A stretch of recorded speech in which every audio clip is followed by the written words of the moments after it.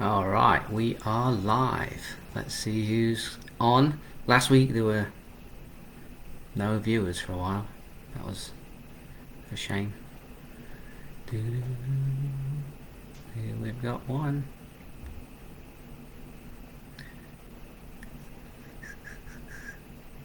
We'll just wait for two. Nice. I bet my mom's one of them. Mom, you can comment by the way if you want. I bet Bill's one of them too. I'm sure I could see somehow. 3. Nice. Alright, well, we'll get started once I have some tea.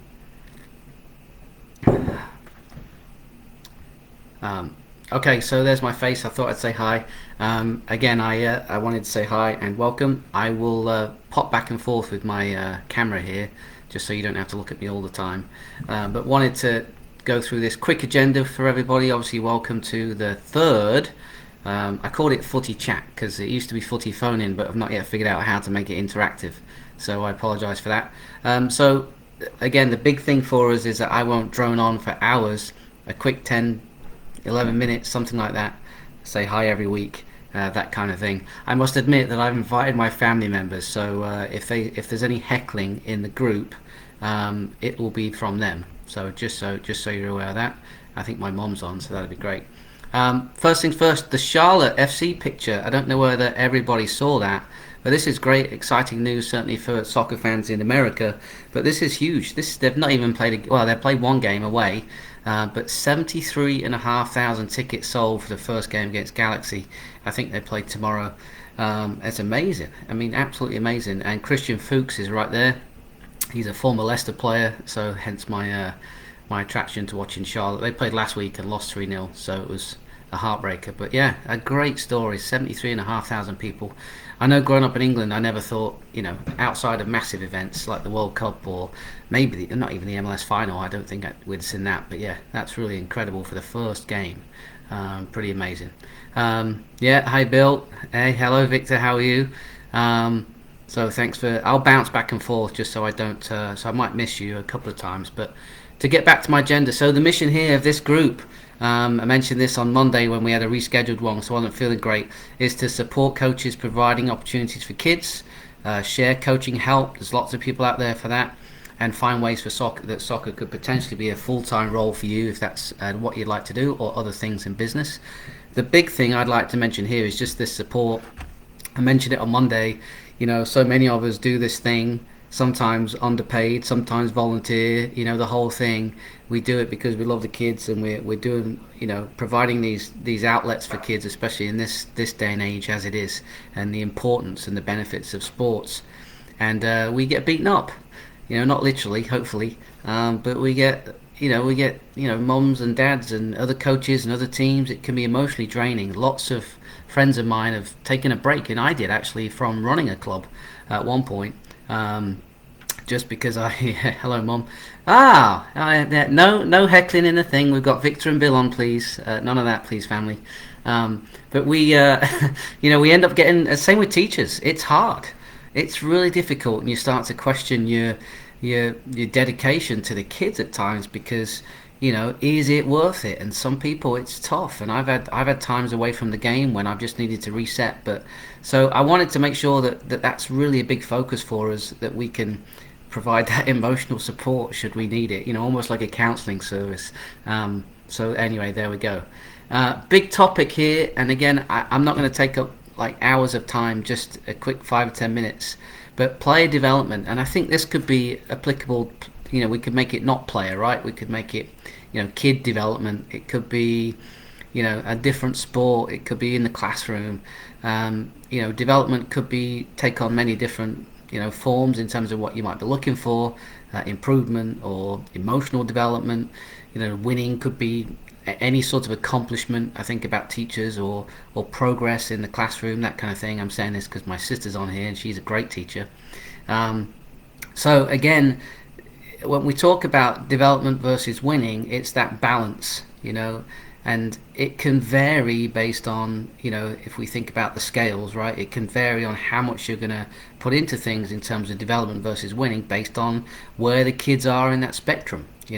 I would like to think that when Leicester play Leeds tomorrow and we've got grown adults playing the game, we can be thinking about Luke Thomas still developing as a left back. But the fact he's a professional soccer player, I would like to think that there's a bit more focus on winning, and if he's not playing well, he might come out the team.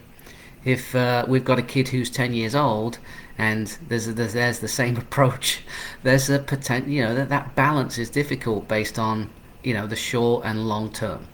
So things that affect that, one would be your mission. And one of the things that I've worked with within our clubs has been, if you stick to your mission, it's okay. You've just got to know what that is. If your mission is to find the best 10-year-olds or the best 11-year-old girls to play on a team that goes and crushes things across the entire mid-Atlantic region, and that's your mission and people are with you, then you stick to that, and that's okay. It's not mine, by the way. But if your mission is to help every player get better, for example, or find, like we do, find more opportunities for players to get involved in the sport, then do your actions reflect that? You have to be brave. And I think about, like, when we're coaching, I always talk about examples with players, to make it relevant to the game. We're not doing an activity just for the sake of doing it. This might be relevant to the game. Bravery, you as a coach, might be, I've got, an 11-year-old playing in a semi-final, and I know for sure that I want to make sure that 11-year-old and the team do well here, but that 11-year-old needs to find a way. Our mission has been to find different spots on the field, and this particular 11-year-old needs to go play centre-back at some point on a Saturday afternoon. But that 11-year-old is also really good up front, and potentially your best threat as a striker. So how do you deal with that, right? If you say that your mission is to find a way that 11-year-old needs to be a better rounded player and the team as a whole long term are going to be good and everyone will be in it together, then that 11-year-old moves to a centre-back position and potentially you lose that game. You've got to be brave to do that. Should you do it? That's up to you. I do. But again, you've got to know what your mission is and explain that to parents. But how difficult would that be? Imagine if you didn't win that game and they didn't get to play in a championship game. That might be a challenge for you. You might have people leave the club. So, it's tough. Player drain is the big thing. I'll say hi with my face here a little bit. So player drain is this, just for my mum again. I'm healthy, look, mum. Look at my skin. Player drain's important. I think 75% of, certainly on the youth side of things, I don't know whether it's across all sports, but certainly on the football/soccer side of things, by the time they're 15 and 16, are no longer playing. So you can't necessarily have a team long-term approach if 3/4 of your squad is gone. So how do you fix that? And often it comes down to opportunities as youngsters, the fun factor, the teaching part. We have a phrase, dare to teach. So again, this is a massive topic. I just wanted to touch on it. I'll keep going a little bit. So we talk about stages of development. Oh, I've got a little thing here. Make sure no one's... Thanks, bro. Mental health. Thank you, Michelle. Good job, Bill. Yeah, you'll get to meet each other one day, I'm sure. I love this interaction, by the way. So yeah, mental health. So we talk about the stages of athletes and how we might approach them in terms of, say, designing a training session. All right. So if you've got these 4 broad categories, what do we put inside those buckets? What if Jimmy is a brilliant technical player but can't make a decision to save his life? He can't walk straight. Why would he be a good technical practice? But anyway, you get my idea. But mentally, he struggles, and if he makes a mistake, he's all over the place. It's tough. So how do you accommodate those 4 general things? So you then start to browse around and start to look for information and content. And where do we find that? We find it on the interweb. So if I looked at this search, by the way, look at this: stages of youth player development in soccer. Now you can tell me if this is easy to comprehend or clear or not. Where do we even... I mean, what's this? I mean, that, I mean, it's hard. We all start here, but it's not difficult, and we're dealing with young humans. Um, yeah, positive reinforcement. Yeah, yeah, absolutely. Yeah, respond to feed. Yeah, it's huge, Bill. So it's essentially, we're looking at all of this, and often it can come down to just us as a coach and how we interact with the kids. But filling these buckets, if I go back to this content, how do I, fill in these things here with the right types of information at the right time is really tough. And if we tie that into the mission, you know, does that say to me that I'm a coach that's all about winning at the age of 9, and I'm going to travel across the country to play in a showcase with kids at the age of 9, and we lose 1-0, and I lose it on the sideline and go berserk and scream and yell at Sally or Freddie, I think, or Bill or Michelle, right, or Victor, right? What happens? They go away. They go away. So I know that when we're out there and we're working with players, we are cognizant of these things. But where do we get the information and content from? How do we know how to spot things that kids would need? It's really, really tough. So from here, if I have a look here,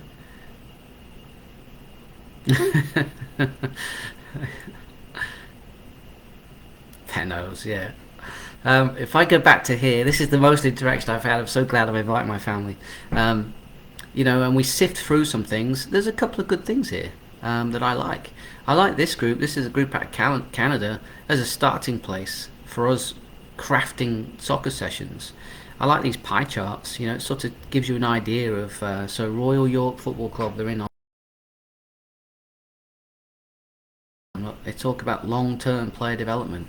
Canadian sports, how they're talking about this approach long term, and this is very detailed. I mean, this is superb stuff, really, and you can get into the weeds of it. But they give you these pie charts, and these pie charts change, right? Again, my Luke Thomas thing. Got more of the playing and the teaching within the game as they get older. That kind of thing. So it's kind of useful. I like it.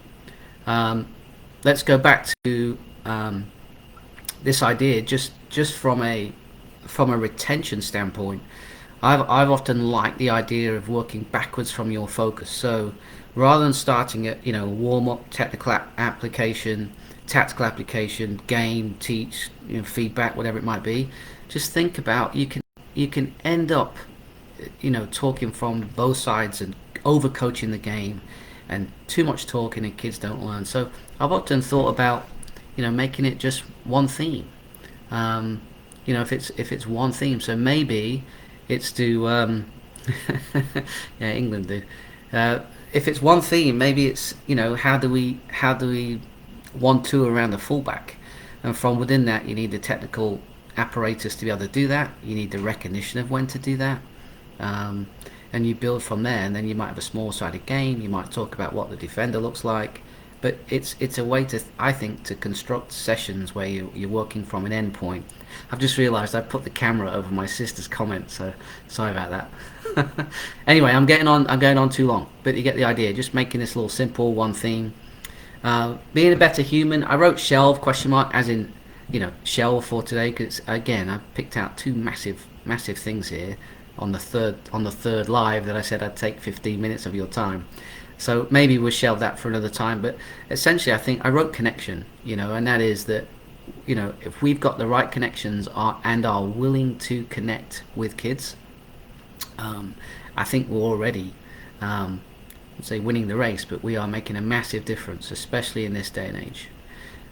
Back to the total player development thing and the development and the total soccer idea, and if anyone knows my email address, that's part of it.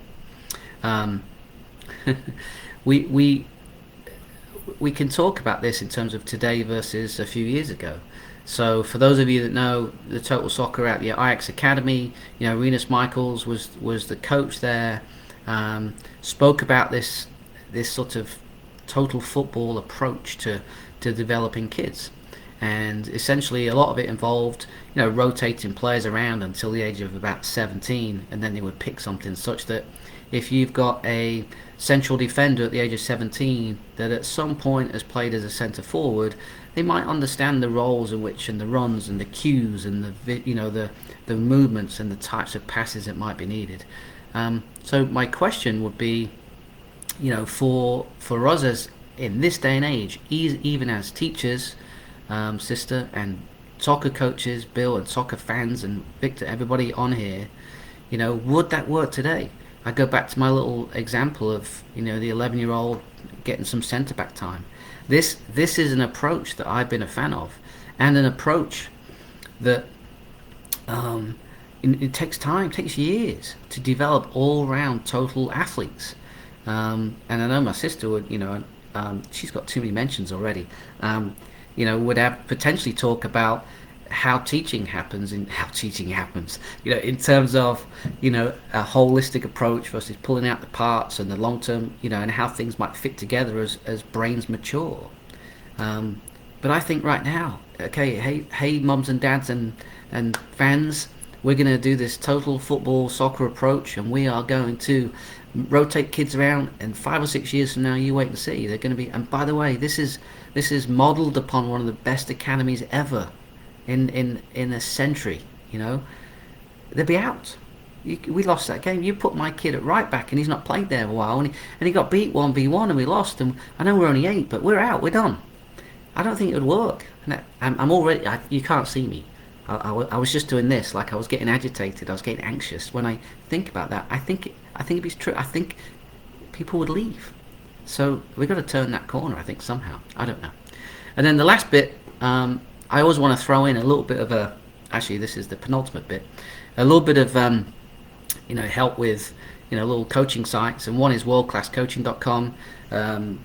Mike Safe is the guy that runs it, and he's done it for years, and I know areas.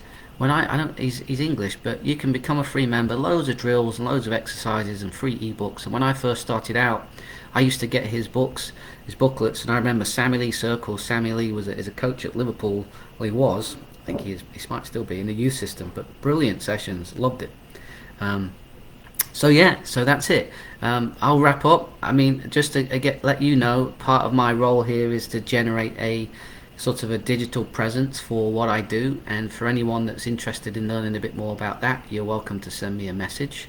But hopefully that was useful. We'll be back next Friday. Again, if I go to my content wheel of stuff that we're going to cover, great picture by the way, family, look, there we go, some stuff right there, personal development stuff, there's soccer stuff, of course, we've touched on, digital entrepreneurship. Some of this stuff might be complete junk and might not interest you at all, and that's okay. But if sometimes it's useful, then that'll be great. All right, I'll catch up with. Let me catch up with the comments so I don't ignore you, because these are the people I tend to like a lot. Yeah, sister, good. Holistic approach, definitely key. Yeah, different positions, different classrooms. Yeah, like it. Perfect. Oh, I should have invited you for the first two. Bill, yeah, we've got to talk about the adult league, Bill. I mean, we have to, right? I mean, there's just no way getting around how good our adult team is. Knowledge challenge, private vendor, apply forward message. Yeah. The sooner it should click. So, anyway, that's it. Again, it's 19 minutes, but hopefully that's good. Anything for the good of the order before we leave? Again, I know I don't want these to be dragging on, just little short snippets, but I certainly do appreciate the feedback and the little thing here. Good? No more? I don't want to end the I don't want to end the live and someone would be mid typing. So unless it's Michelle. Are you back, Bill? It's okay.